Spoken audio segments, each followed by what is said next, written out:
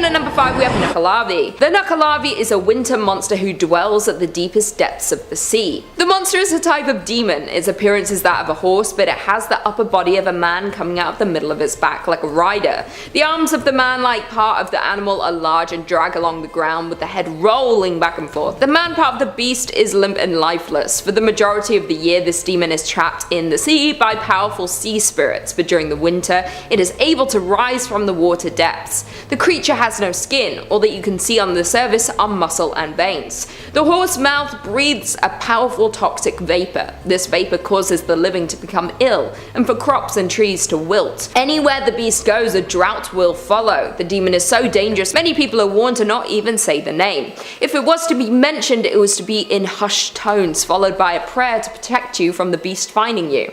Well, I wish I knew that before I was saying its name at the beginning of this number.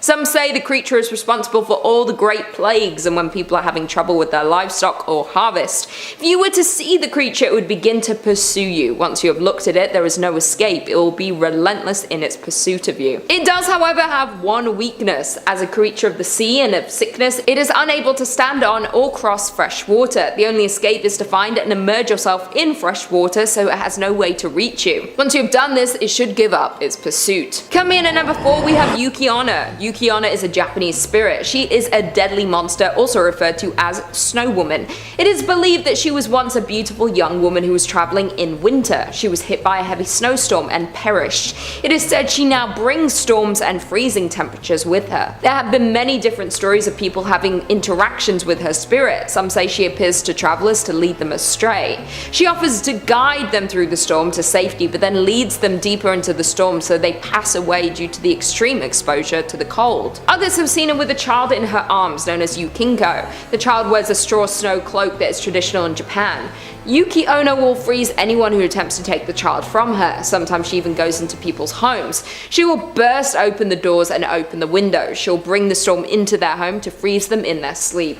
The reasons for her attacks are unknown. Some say there is no reason, that her actions are random.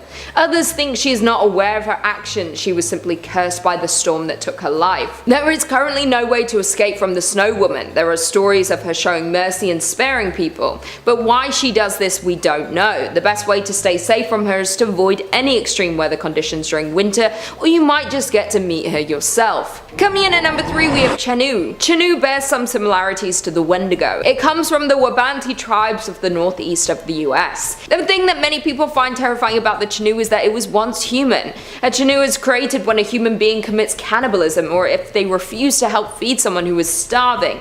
This then causes the human heart to freeze and turn to pure ice. Once this happens, they begin to change into the Chenoo. Chenoos are giant compared to their original form. Once transformed, they look like a wolf-like man with chunk of flesh missing from their body, where they have eaten parts of their own flesh. It will often camouflage itself to blend in with its environment in the forest. It will stick fallen branches and leaves to its flesh. Their home is in the mountains of the far icy north. They will only venture down to the forest when hungry. They'll often come across unsuspecting campers or lost hikers. They take many lives during the winter due to tourists visiting for the ski season. Once someone has been turned into the Chenoo, there is still hope for them. There is a special medicine known only to the local tribes. If they drink it, they will vomit up the heart of the ice, and of anyone they may have consumed, and they will turn back into a man. The only other way to stop a Chenoo is to trap them. Often it's impossible to save the person they once were, as they rescue to drink the medicine once transformed. They are powerful and angry creatures. They can be almost unstoppable if you had to face them in combat. Once being human means they have the same intelligence as we do and cannot be tricked like you might be able to other beasts. The tribes often told the story of the Chenoo during winter when food was hard to find and they would often not have enough to go around.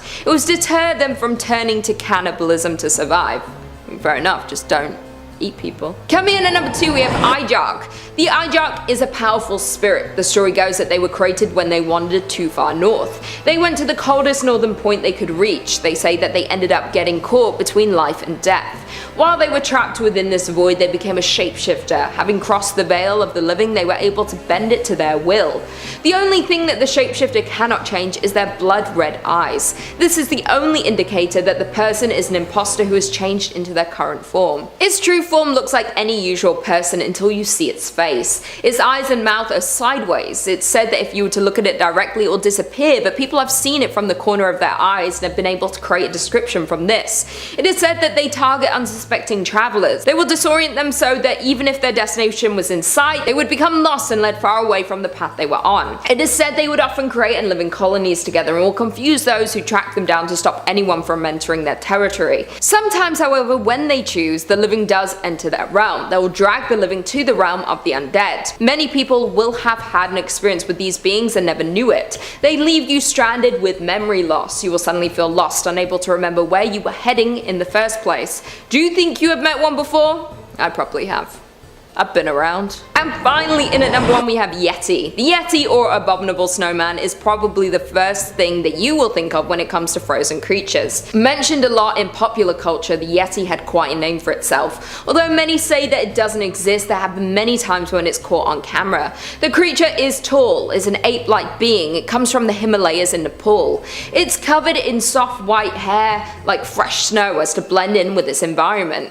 It is known to attack if humans come across its habitat, or even wanders to local towns. The old tribes of the area used to worship the Yeti as a spirit of nature protecting the mountains. The creature is terrifying to encounter with large teeth and claws. While stood up, it towers over all the animals and humans. In the 20th century, there were many reported sightings of the creature. People were increasingly making attempts to scale the mountains to catch a sight of the Yeti. People found strange tracks or saw the creature from afar. One team even brought back hairs they claimed belonged to the animal that they had found on their investigation of the mountain. In the 1950s, the United States thought that finding the Yeti was so likely that they created a permit that you could obtain if you followed the rules it had in place. The first was that you were not allowed to look for the Yeti unless you had a permit, and the government knew when your expedition would take place. The second rule was that you were not allowed to harm the creature unless in self-defense. The third was that the Nepalese government had to approve any news reporting on the animal's discovery. Many people today still go looking for the creature, since hundreds of people go missing in the mountains each year. It's not something I would recommend any of you do. I mean, they could just be going missing because it's cold, you know? Bit of a chill. Kicking off at number 5, we have the Naga. Although there's a city named after these ferocious fish-like creatures, the Filipino Naga are far from hospitable. Otherwise known as the Marinaga, these bizarre beasts are a type of freshwater mermaid, but instead of having the classic fish tail, they have the tail of an eel or a water snake. Like mermaids, they have the upper body of a human female, with beautiful, alluring facial features and long, flowing hair. The Naga are incredibly gentle and kind to children, and are considered protectors of springs, wells, and rivers by the local population. They bring rain, but they also bring pretty severe disasters, like floods and droughts. Their true beef, though, is with adult humans. They are incredibly vicious and aggressive towards people when they've been mistreated, and nothing grinds their gears more than mankind's disrespectful actions towards the environment. Yeah, sounds pretty reasonable to me. Next up at number 4, we have the Tikbalang. Known mainly within the Bagabo region, these guys are the worst of all Filipino dark spirits, and many rural villages live in terror of potentially meeting one. Bagabo myths describe the Tikbalang with pretty heavy detail, claiming that they have one eye, tall, lean bodies, and twisted, long necks that they use to see what's behind them. Their one eye is either bloodshot red or sickly and yellow. The Tikbalang's hair is usually long and disheveled, and their skin is covered in filth and grime. Their noses are flat and their teeth are razor sharp and pointed, used for gnawing on the bones of wandering lost people. Locals warn that the Tikbalang prefer to stay in deep jungles, caves, and rocky areas, and there are some stories where the Tikbalang hunt in packs to chase down their victim, often dismembering them and tearing them apart with their claws. There's some good news though. The Tikbalang are absolutely terrified of dogs. I love doggos. Bringing it in at number 3, you guessed it, Tikbalang. I've just got to say, I'm so sorry for butchering these pronunciations. I promise you, I am trying to do my best. The Tikbalang are arguably the creepiest creatures on this list. A half-man and half-horse hybrid that exclusively terrorizes women. Not good. Not good at all. It is believed that these centaur-like demons are actually summoned by shamans, or strangely enough, landlords to secure and protect their houses. It has a horse's head, the body of a human, and the feet of a horse, and it travels at night to violate unsuspecting female mortals. Then they horrifically give birth to more Tikbalang. These guys are pretty messed up. The Tikbalang also enjoy messing with people's heads, and they often cause travelers to lose their way in mountain or forest areas by inducing hallucinations in an attempt to drive them insane. Yeah, I've had enough of these guys already, so let's move on. Coming in at number 2, we have the Manananggal. Well, if you've ever seen Jeepers Creepers, this is pretty much the original Filipino version. It's kind of messed up. This creature's name comes from the Filipino word tangle, which means to separate, and well, that's exactly what it does. Usually a sorceress that visits villages late at night, they carefully choose a place where they will leave their lower torso while they hunt. Yeah, you heard that right. Then it splits its body into two and gains the ability to fly with huge, dark, bat-like wings. That's not all though. The vile creature then goes on the prowl in search of pregnant women or men to seduce before eating them alive. Usually she eats either the heart, the stomach, or the liver, but not all three. That's kind of her. It's not all bad news though. The Manananggal has one critical weakness: sunlight. If dawn comes while the two halves of this creature are still separate, then it will burst into flames and be destroyed. It is said that if you find the lower torso whilst the creature is hunting, then you must salt the exposed flesh, preventing the monster from combining again. Nice. That's one to remember. Okay, and finally, at our number 1 spot, we have the infamous Aswang. This guy is the big player in Filipino folklore, and in most cases, most creatures are just some variation of this vile beast. The Aswang have been striking fear amongst the Philippines since the 16th century, when Spanish colonists noted that the locals were completely terrified by the tale. Usually possessing some of the traits of a vampire, ghoul, or a witch, the Aswang is a sort of werebeast that shapeshifts from human to horror. Known throughout the country as a tik-tik or kling-kling, the Aswang are usually regular townspeople who are quiet, shy, and elusive. They then transform into a bat, a crow, a wild boar, or a big black dog. The Aswang love to eat unborn fetuses, small children, and particularly the hearts and livers of their victims. To sum it up, the Aswang are pretty messed up, so make sure you keep your wits about you whenever you're next in Manila. I hear it's beautiful this time of the year. Number 5 on this list is the Loch Ness Monster. Nessie, as many people refer to this creature, is said to be a huge, long-necked, almost dinosaur-looking creature that lives in Scotland. This creature of the deep specifically resides in Loch Ness, a 37-kilometer loch located in the Scottish Highlands. The legend of this sea creature went worldwide back in 1933. A photo was released to the public showing a strange creature's head protruding from the water of Loch Ness. The world went into a frenzy after that photo got out and the legend of Nessie began. Ever since that point, many sightings have been reported, other pictures have been taken, and even sonar readings have indicated this creature swimming in the loch. All of that being said though, we've never had indisputable proof that Nessie's real.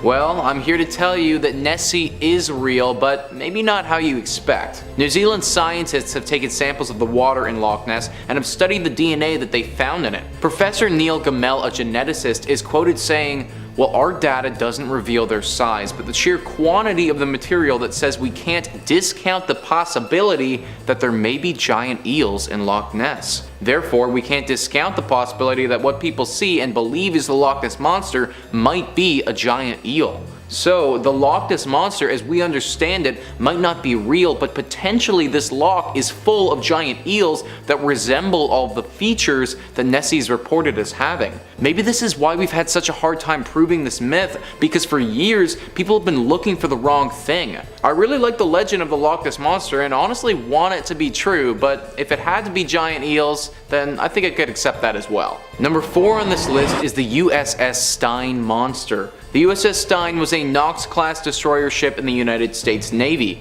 The ship was eventually decommissioned from the American Navy and was transferred to the Mexican Navy in the 90s. That wasn't before it was attacked by a massive sea monster though. In 1978, the USS Stein was attacked by an unknown entity which we now refer to as the USS Stein monster. This monster was said to have been a giant, with some people estimating its size up to 150 feet in length. The ship was sailing in the Pacific Ocean when it was attacked. Technical difficulties with the ship started going wrong and eventually they brought it back into the port. Upon inspection, the sonar system was completely damaged. There were cuts and gashes over 8% of the ship, with some of them being massively deep. They also found suction cups like those of a squid attached to the ship. After investigation of the suction cups and the gashes, it became clear that what they were attacked by isn't your standard animal. Even a giant squid would have had a hard time doing what the monster did to the ship. Ever since that point, the legend of the USS Stein monster has grown. Obviously, this monster has to be real because it has actually attacked a ship. Sadly, we don't know a whole lot about it though. In truth, we know less about what's on the ocean floor than we do about the surface of the moon.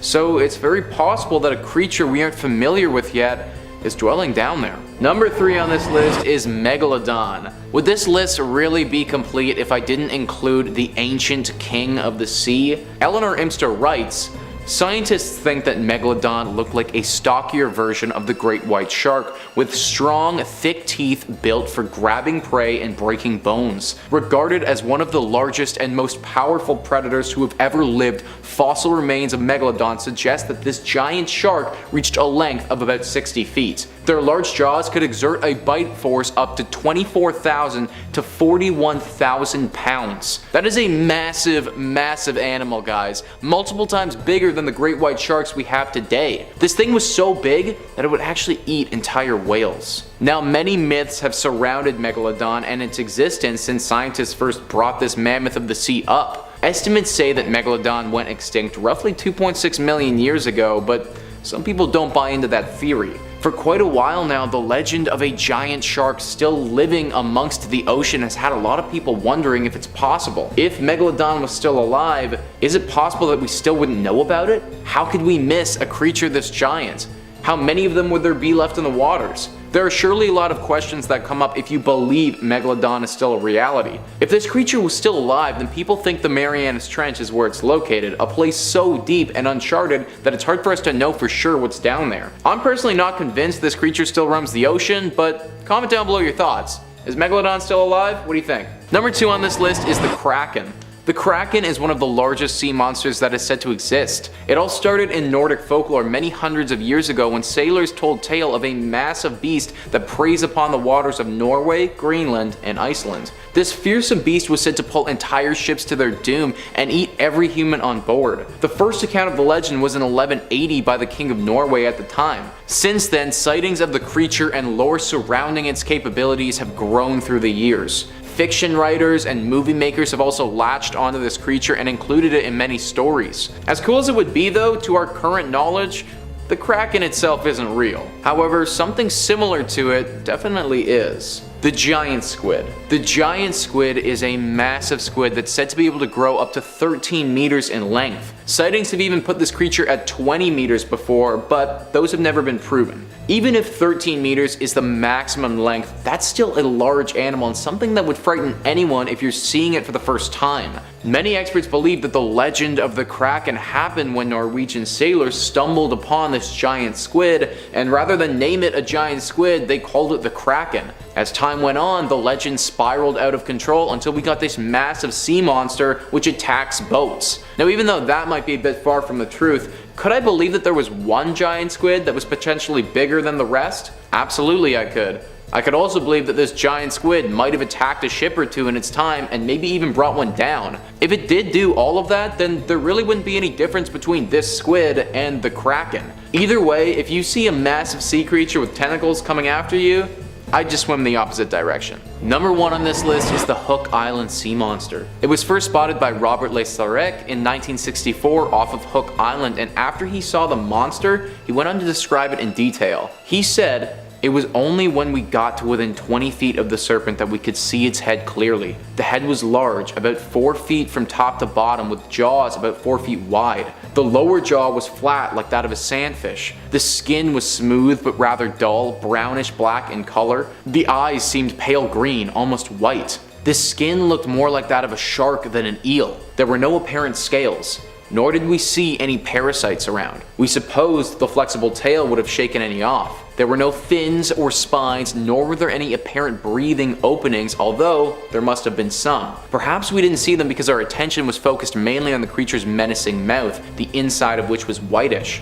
The teeth appeared to be small. A fragment of some dark substance hung from the upper row of teeth, possibly a fish. As the monster was lying on the sandy bottom, we could not see the color of its belly. The creature was about 90 feet long. Behind the head, the body was about 2 feet 4 inches thick and remained that way for about 25 feet. Then it gradually tapered into a whip-like tail. The general color of the body was black with 1 foot wide brownish rings every 5 feet. The first starting just behind the head. The skin was smooth but dull. So that's his description, and after he and his family saw it, he took some pictures of the creature to prove his claims. We have to remember that these pictures were taken in 1964 and doctoring them would have been far more difficult back then than it is today. I also tend to believe this claim more than most based on the level of detail he described the beast. Obviously it was a pretty jarring experience if he was able to describe the creature in that much detail. Since the claims, people have researched Hook Island for this monster, but with no luck. Hopefully one day we can spot this monster again and know for certain that it truly exists.